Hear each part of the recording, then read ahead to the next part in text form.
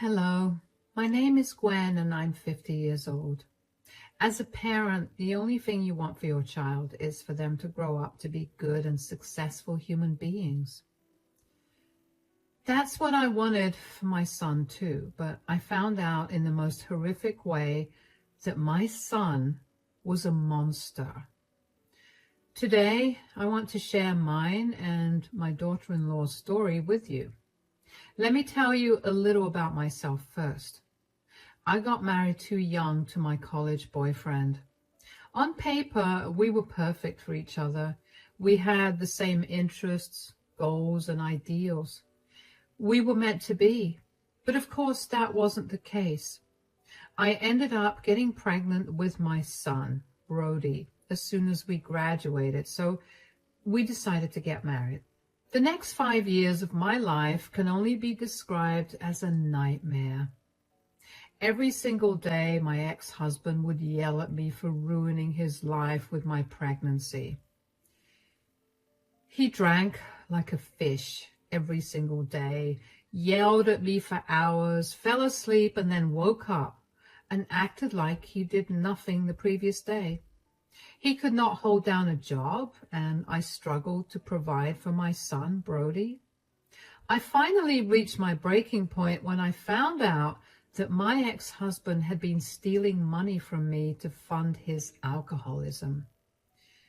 I took Brody and everything I had, and I left my ex-husband.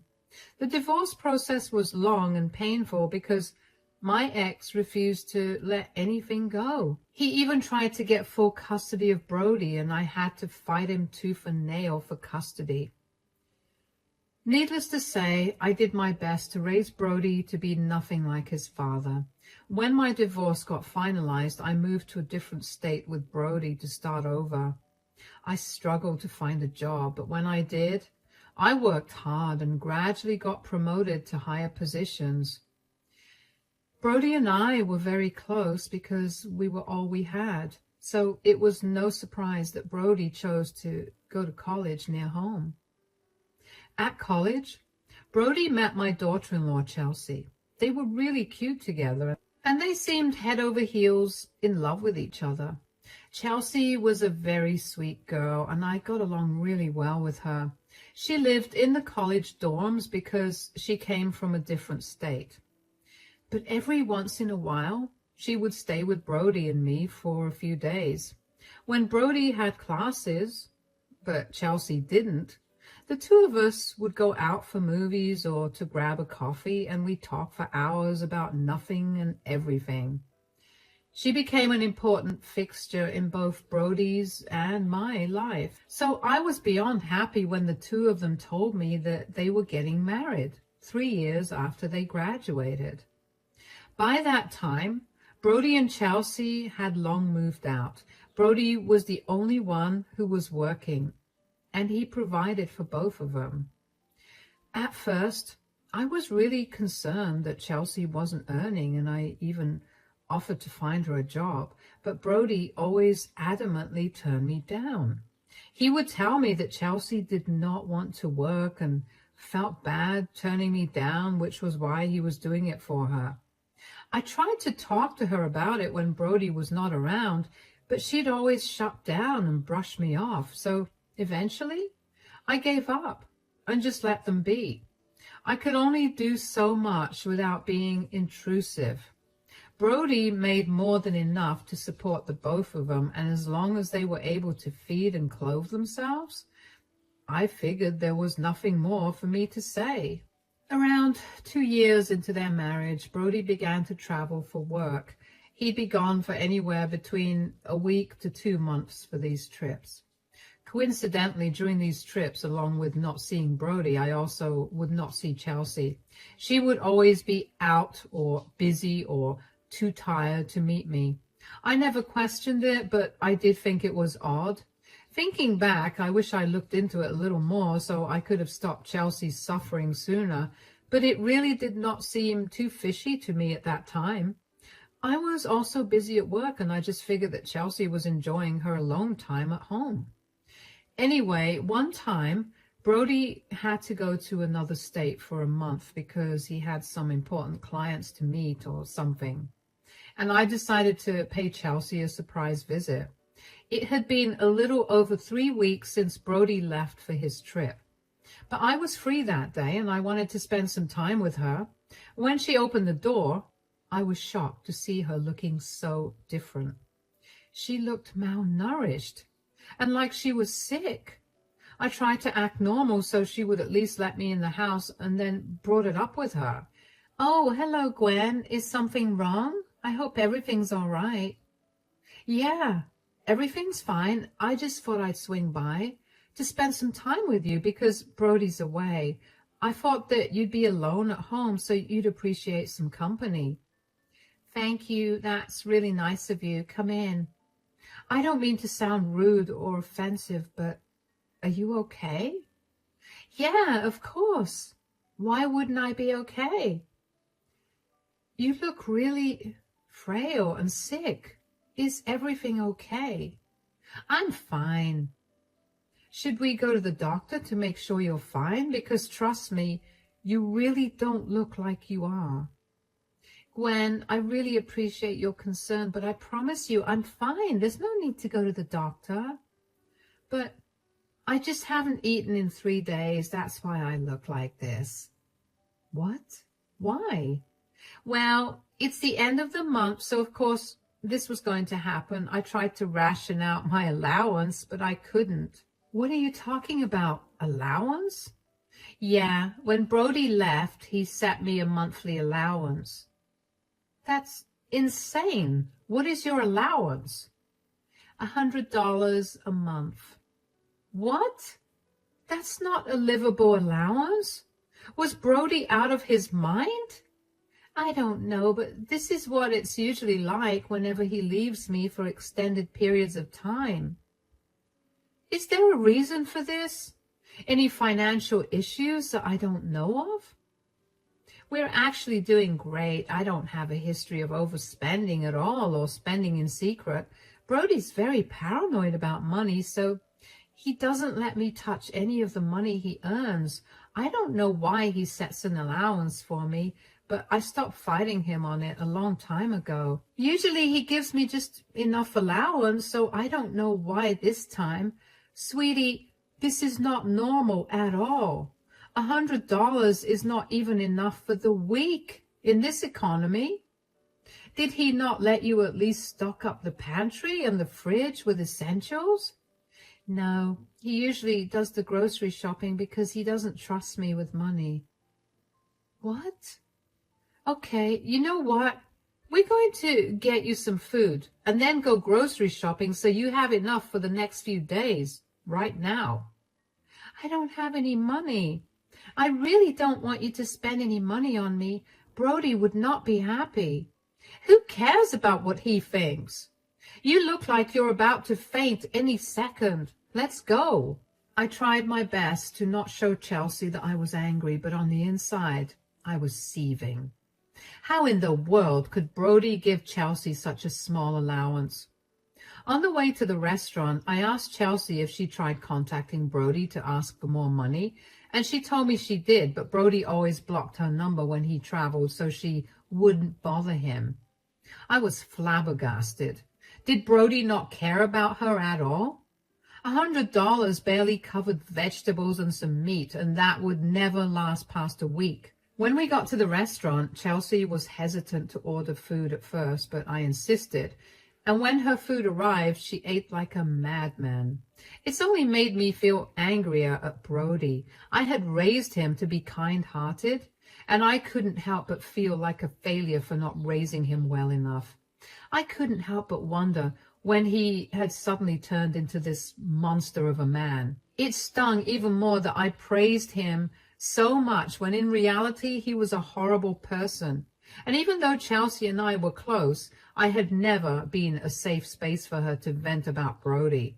I made up my mind at that point to help Chelsea get out of her relationship with Brody and make Brody suffer. I had done enough damage, and the only way to redeem myself was to make sure that Chelsea was taken care of, and Brody regretted everything he'd done to her. When Chelsea was done eating, she looked at me and sheepishly apologized. I'm so sorry I ate like an animal. I just haven't eaten in a while.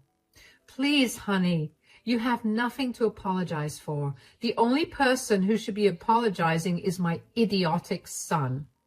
Good luck getting an apology out of him. Brody doesn't think he could ever be wrong. Since when has this been going on? Brody has always been the sweetest, kindest person. Since when has he become a monster? I don't know about the sweetest or the kindest, but Brody has been like this for a long time, even from before we were married. Really? Wait, why did you get married to him if you knew that this was how he was? I love him. I don't know. I sort of hoped that he'd change. I thought he was just being immature, but I guess that was not the case. When did he start controlling the finances? And does he have anything to do with you not working? Oh, yeah. He forced me to quit my job. He told me that I had no reason to work and threatened to leave me if I continued to work.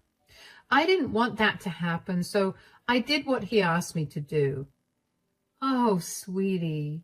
And he's very possessive of his money. He won't spend more than he wants to on me, but he'll spend hundreds of dollars on his video games. Have you talked to him about this?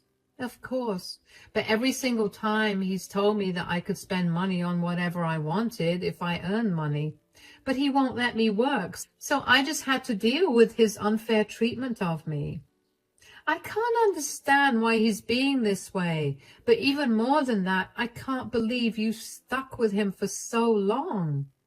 Well, I haven't worked since I graduated college, and now I don't think I'll ever be able to get a job if I leave Brody. I'll have no way to get an apartment or money to go back to my family. I'm literally stuck with him. If you had the chance to leave him, as in every one of your worries would not exist because you had the resources, would you leave Brody? Absolutely. I'm tired of living like this. I have no friends because I have no money to go out. Brody only buys the most essential food ingredients for a month for me to cook my meals, while he eats out every day. I can't buy myself anything without begging him for the money for it. The other day, I asked him if I could buy some new undergarments, and he fought me on it for an entire hour before giving me the exact amount of money the undergarments cost. I can't believe this has been going on for so long. Why didn't you tell me anything? I was scared of what Brody would do if he found out that I told you. And you always speak so highly of Brody that I thought that you wouldn't believe me. I'm so sorry that I made you feel that way. If it makes you feel any better, I would have believed you completely if you'd come to me before. Now that I know, I'm going to help you out. What do you mean? I have a lawyer friend, and he specializes in divorces. He's the one who helped me divorce my pathetic husband. We'll get you away from Brody. You don't have to worry about a place to stay because I'll get you all set up. Really? You would do that for me? But why? Because, honey, you're a wonderful girl. You deserve so much better than my disgusting son. Consider this an apology from my side for you having to deal with him. You may not be related to me by blood, but you're still my daughter, and I will make sure that you live a better life than you're living right now. Thank you so much. I don't know how else to thank you. Just get out of this relationship and live a happier life. I promise I will. I was shocked to hear about how controlling Brody had been, and even more shocked to find out that this had been the case since the start of his relationship with Chelsea. I felt so bad that she had just dealt with his nastiness, but I also understood why she did. She was in a new place, and Brody was the only person she was the closest to. Leaving the one person you knew in a place that was foreign to you was not an easy thing to do. I was glad that she opened up to me because I was going to make sure that she got out of that relationship. After I had bought some groceries for Chelsea, I dropped her off at home. When I got back home, I immediately called my lawyer from when I got divorced, and he referred me to his friend who worked in my city. I had to work fast because Brody was going to be back in a week and I wanted Chelsea to be safe. I contacted the lawyer that was referred to me, his name is Harris, and we set up a meeting for the next day. I informed Chelsea about it and assured her once again that I would help her out after she divorced Brody. There was no way that I wasn't going to help her out. She was an amazing girl and she deserved a lot better than my disgusting son. I wanted to call Brody and yell at him for everything he'd done to Chelsea, but I decided to let the law do its job. The next day, Chelsea and I met Harris, who immediately filed for an emergency protective order against Brody. He explained to us that what Brody had been doing was legally considered financial abuse, and so Chelsea needed to get out so that Brody did not hurt or harm her in any way during the divorce process. It took Harris 2 days to get the protective order. I was worried that the judge would not grant it, but Chelsea had provided more than enough proof of Brody's abuse, and I also gave my testimony about how I'd found Chelsea after almost a month of living on the tiny allowance that Brody had given her. All of that worked in favor of Chelsea, and the judge immediately granted her the protective order. Aside from that, I also helped Chelsea find an apartment that she liked. I paid for the entire thing along with a year's rent so that she wouldn't have to worry about it while she had the divorce process going on. I used my connections to help her get a job and also encouraged her to pursue a master's degree. Finally, on the day that Brody was supposed to arrive, I told Chelsea to stay at my place. She couldn't move into her new apartment until the start of the next month, so I offered to let her stay with me until Brody left. Then Harris and I waited for Brody at his place.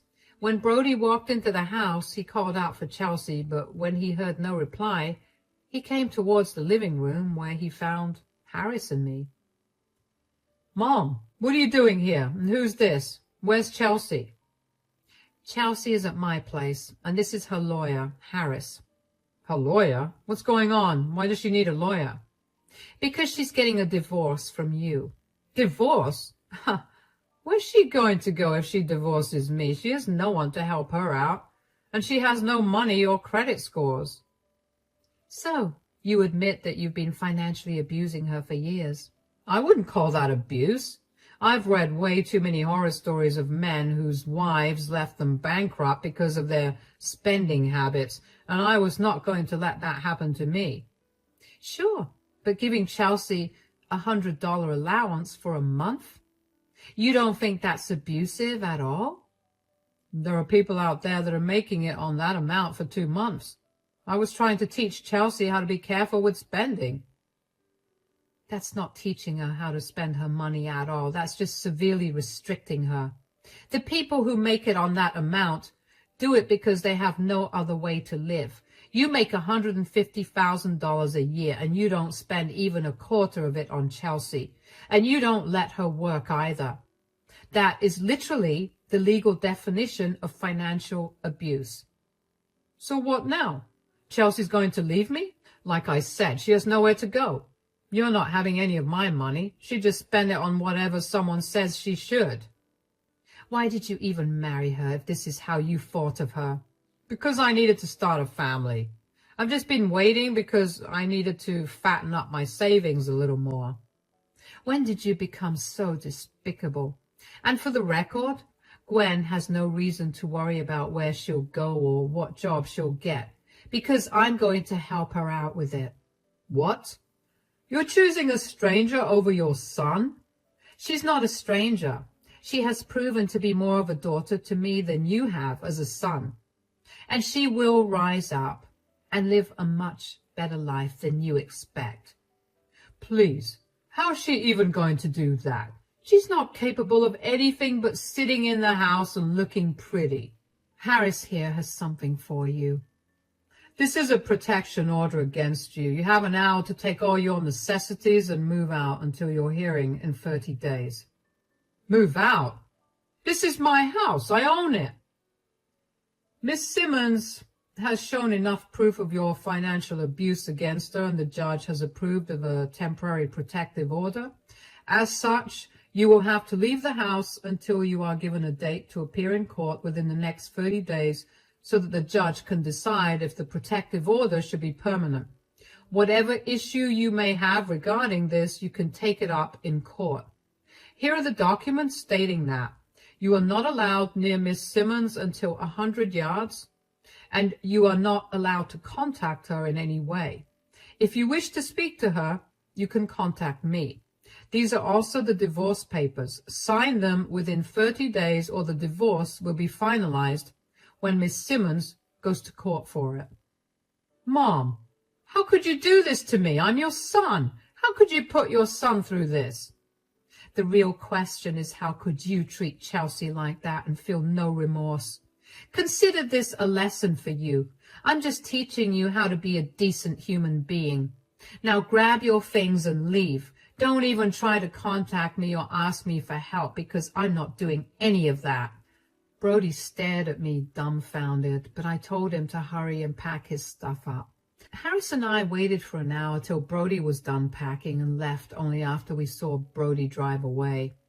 I didn't understand why he was so shocked that I could do something against him when he had been actively hurting someone he was supposed to love for years.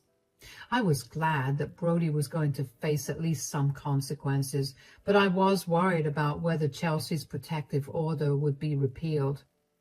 Brody did try to contest the order, but the judge dismissed it and granted Chelsea a permanent protective order. Brody tried to get me to talk to Chelsea on his behalf many times, but I told him that I would not be doing that.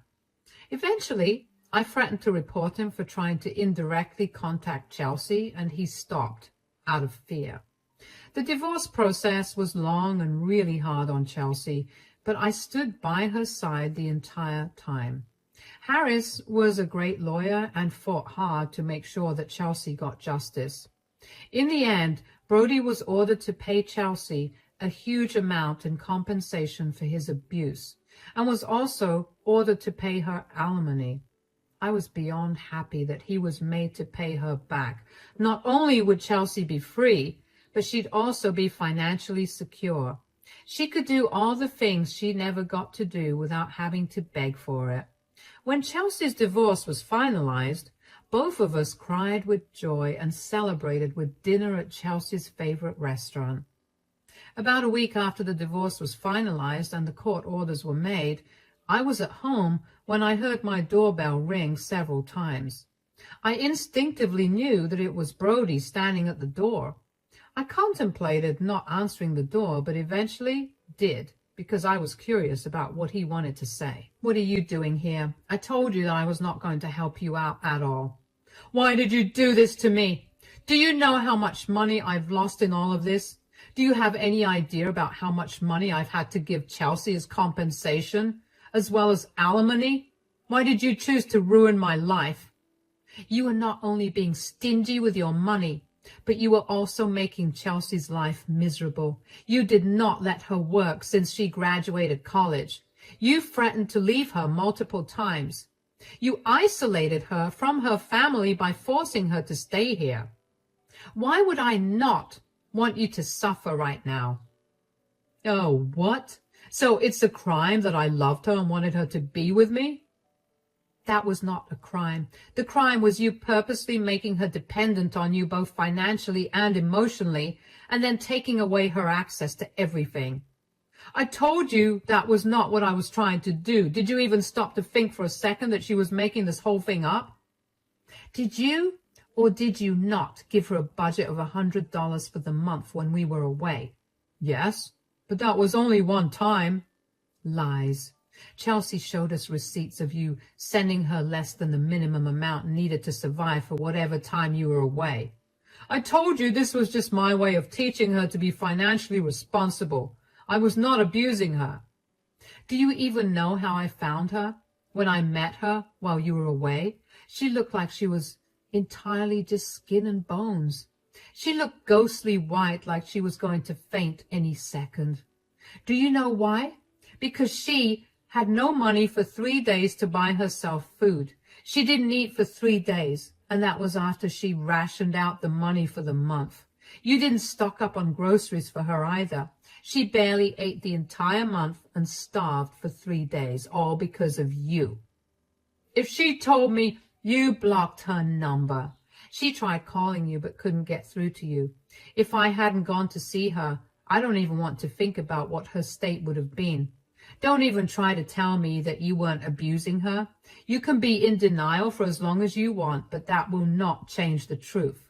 Whatever. I was right to not give her money anyway. Look at how much she cost me. If I hadn't saved up all these years, I'd be destitute right now. You are no longer my son. I do not want to see or hear from you ever again. I raised you better than this, and I will not accept any apology you send me. Get out of my face and leave me and Chelsea alone. I slammed the door shut in Brody's face after that. As a mother, that hurt to do, but as a woman, it felt really empowering. I couldn't even begin to describe the amount of disgust I felt when I looked at his face. I couldn't believe that the son I raised turned into an abusive monster. So as a mother, this was my way of correcting that. I was not going to be associated with a man like Brody. God knows how much I struggled to get away from his father, and I was not going to let something like that happen to Chelsea. Chelsea is doing well now. She finally has the freedom to do whatever she wants, and she seems healthier too. I make sure to go over to her place every week with a cooked meal because I'm still paranoid that she isn't eating. Chelsea did struggle a lot initially when she left Brody, and I was worried that she was still struggling, but she wasn't showing me. Thankfully, that isn't the case. She's thriving at her new job, and she's even made new friends. Every week when I see her, she's glowing with happiness, and it makes my heart swell to see her that way.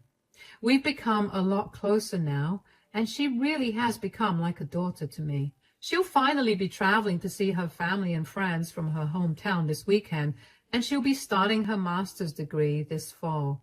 I'm happy that she's getting back on her feet. As for Brody, I've been getting updates on him through some relatives. Brody spiraled after Chelsea left. He didn't know what to do with himself since she wasn't there for him to unload his frustrations on. He began to take his frustrations out on his co-workers. He became snappy and rude, which led to a lot of complaints to HR about him, and he got fired from his job. I know he lost his job because he tried to get his alimony payments to Chelsea terminated, or at the very least reduced, but the court denied it because he was capable of finding a job of the same capacity. Brody won't stop complaining to everyone he meets about how his ex-wife and mother were horrible people, and that they ruined his life, and kept degrading us because we were women. A lot of our relatives have distanced themselves from him because they did not feel comfortable listening to him speak so disgustingly of me. When I had been in the right to help Chelsea get away from him, Brody is now completely alone and with no job. Given today's job scene, it'll be a while till he gets another job, but knowing that Chelsea will still be getting money out of him makes me incredibly happy. Today is the 1-year anniversary of Chelsea finally leaving Brody, so I thought I'd share this story with you. It's been hard for me to accept the fact that I have no son anymore, but knowing that I did the right thing, not only for me, but also for Chelsea, makes me feel a lot better about that. I just hope that Brody takes some time to self-reflect and learn from this, but I highly doubt that will happen. Whether Brody changes or not, it wouldn't matter to me. I'm happy with myself, and I found a daughter through this whole thing, and nothing matters anymore.